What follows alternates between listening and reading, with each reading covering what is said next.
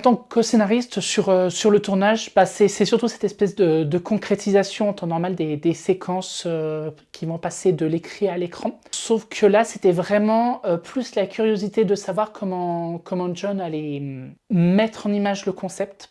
Et surtout pour moi, c'est surtout au niveau du décor. C'était surtout ça qui m'intriguait beaucoup par rapport à quoi allait ressembler le futur décor. Et c'est vrai qu'il était vraiment impressionnant, quoi. Bah, ce que je voulais surtout savoir, c'est comment est-ce que John allait retomber sur ses pattes avec les références qu'on avait, parce que je pensais par exemple à deux références que je trouvais, quand je les voyais lors du découpage, je pensais à Silent Hill Pity. Je pensais par exemple à James Wan sur par exemple du Conjuring, du Insidious.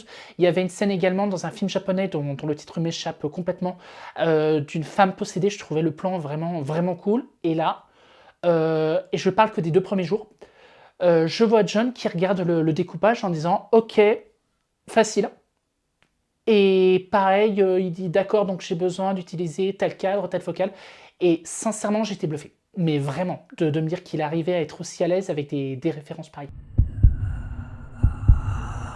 Alors j'étais script sur les 2 premiers jours sur les scènes dans l'appartement, dans la chambre, mais il faut se rappeler également que, bah, le film, ça fait déjà 2 ans, donc on était en pleine période de Covid et donc de reconfinement, et on était limité à la fois par les gestes barrières, par le nombre de personnes qui devaient venir, et donc bah, j'ai un petit peu attendu pour découvrir le 1er pré-montage avec les rushs, et c'est là que j'ai vu une scène que j'ai absolument adorée, mais dès les premiers rushs, c'est celle de la porte.